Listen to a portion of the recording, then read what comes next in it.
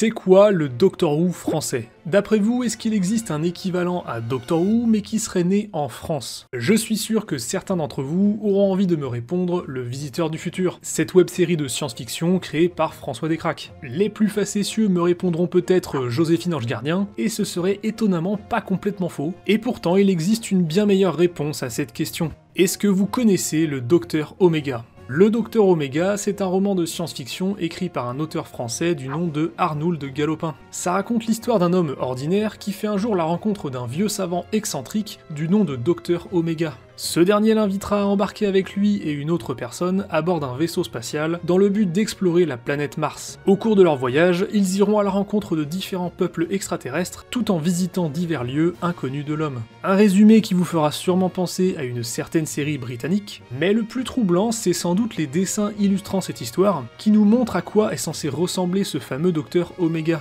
À l'exception d'une petite mèche de cheveux qui trône au sommet de son crâne, le personnage ressemble à s'y méprendre à William Hartnell, le tout premier interprète du Docteur dans Doctor Who.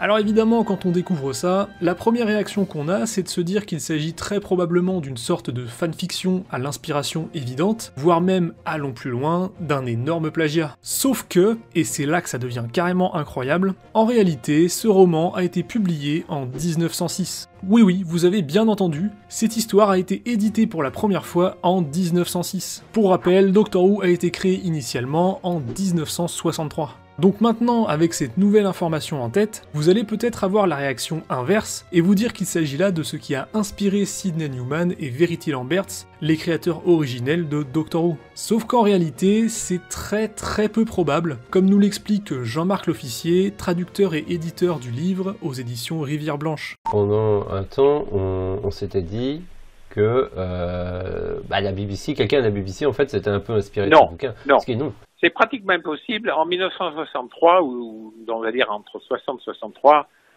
l'édition de 28 était d'Albin Michel depuis longtemps épuisée. Le roman, et d'ailleurs son auteur, avait sombré dans un oubli injuste.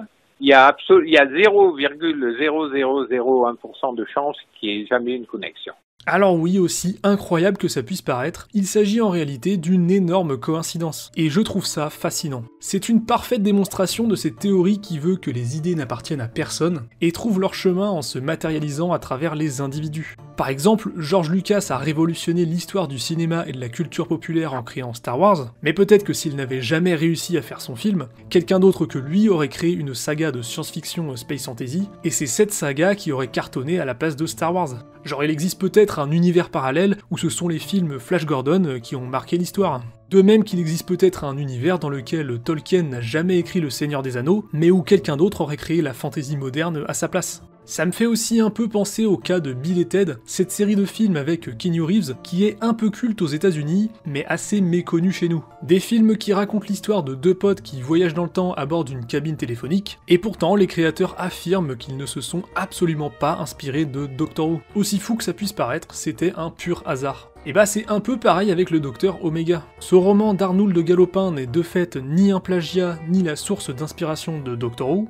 mais il est tout simplement le résultat d'un cheminement de pensée et de réflexion similaire à ceux qu'ont eu Sidney Newman et Verity Lamberts. En fait, si ce roman avait cartonné à un niveau national voire international, nous n'aurions peut-être jamais eu de Doctor Who. Mais si vous voulez que je vous retourne un peu plus le cerveau, sachez qu'on peut même aller un peu plus loin dans la comparaison. Le nom du personnage créé par Galopin, c'est donc le Docteur Oméga, et déjà il est intéressant de noter qu'au cours du récit, il n'est jamais fait mention de son prénom. Il est toujours appelé Docteur Oméga ou tout simplement le Docteur, ce qui renforce le parallèle de manière assez troublante. Mais ce n'est pas tout. Vous n'êtes sûrement pas sans savoir que Oméga, c'est le nom d'une lettre grecque. Une lettre grecque que l'on utilise en science pour symboliser le ohm, l'unité qui sert à mesurer la résistance électrique. Et le mot ohm, si on le lit à l'envers, ça fait who. Docteur. Et tant qu'on est sur les lettres grecques, si vous êtes un peu renseigné sur le lore de Doctor Who, vous savez peut-être que le Docteur avait un surnom lorsqu'il était à l'Académie de Gallifrey, et ce surnom c'était Theta Sigma. Theta et Sigma qui sont, là encore, des lettres grecques.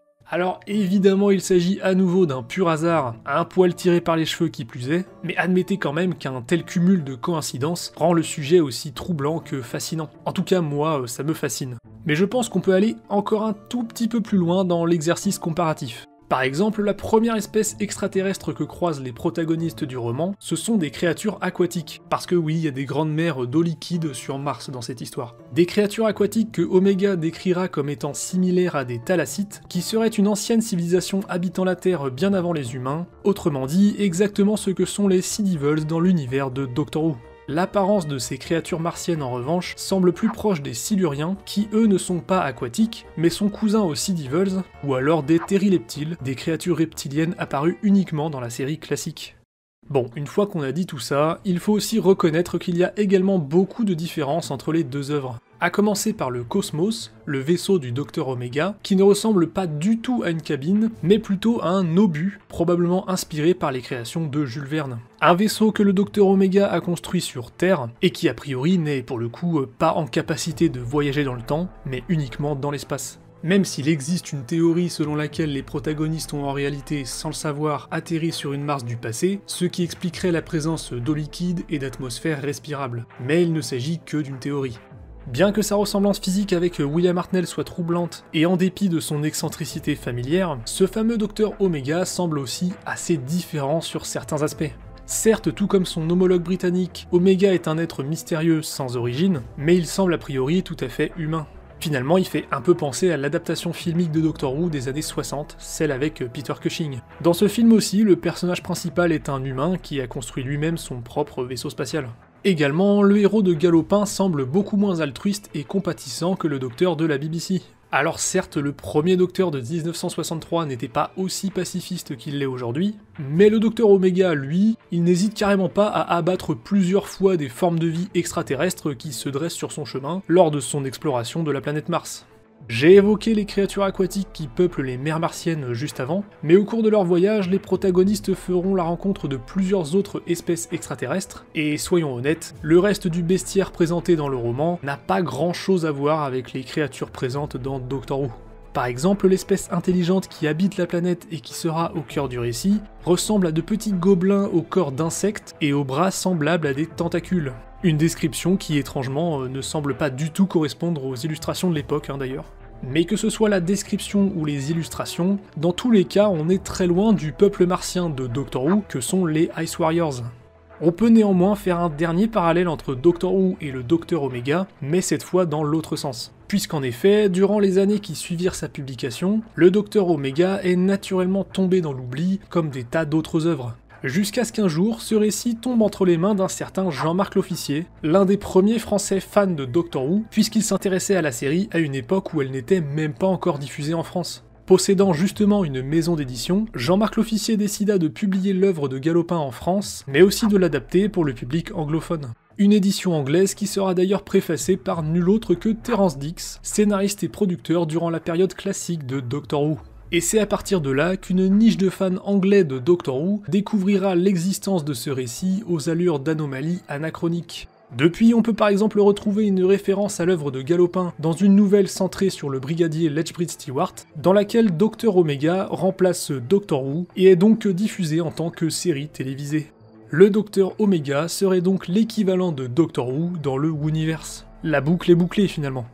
Cette histoire a également inspiré plusieurs auteurs qui, une centaine d'années après sa première publication, écriront des suites au roman de Galopin. Certaines d'entre elles prennent d'ailleurs le parti d'amalgamer le Docteur et le Docteur Omega, comme s'il s'agissait véritablement d'une seule et même personne. Et c'est assez génial de constater que le Docteur Omega a fini par emprunter un chemin similaire à son homologue britannique, dans le sens où lui aussi aura le droit à de multiples aventures imaginées par différents auteurs.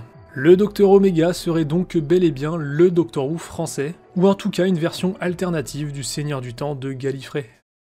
Suite à cette vidéo, vous serez peut-être tenté de lire l'œuvre originale d'Arnould de Galopin. À titre personnel, j'ai trouvé ça assez sympa à lire, malgré une conclusion qui semble un peu trop précipitée. En ce qui me concerne, j'ai eu la chance d'avoir réussi à me procurer une édition datant de 1949, mais sachez que les versions d'époque sont généralement assez rares et onéreuses. Le mieux, c'est donc de vous tourner vers la version la plus récente, publiée aux éditions Rivière Blanche. Elle a l'avantage d'être très complète, puisqu'elle contient une préface de Jean-Marc Lofficier qui détaille les différents points communs entre le Docteur Omega et le Docteur de la BBC, ainsi que quelques nouvelles qui poursuivent les aventures du personnage d'Arnould de Galopin. Je précise tout de même que cette vidéo n'est en aucun cas un partenariat commercial ou ce genre de choses. Je vous partage simplement le meilleur moyen de vous procurer le roman. J'espère que ce sujet assez obscur vous aura malgré tout intéressé. J'ai toujours adoré mettre en parallèle différentes œuvres. Beaucoup m'ont connu grâce à l'extrait où je compare Star Wars 7 et Star Wars 4, et sur ma chaîne secondaire j'ai même carrément un format de vidéo dédié à ce genre de comparatif. Alors forcément, quand j'ai découvert ce hasard incroyable entourant l'œuvre d'Arnould de Galopin, ça m'a immédiatement parlé, et je me suis donc senti obligé d'en faire une vidéo dédiée. J'en profite pour remercier Galifrance, d'abord pour m'avoir inspiré cette vidéo, mais aussi pour m'avoir autorisé à utiliser un extrait de leur interview de Jean-Marc l'Officier. Je vous invite à aller découvrir l'interview complète, ainsi que leurs autres contenus. J'espère donc que ce sujet vous aura fasciné autant que moi. N'hésitez pas à me donner votre avis en commentaire, quant à moi je vous dis à plus.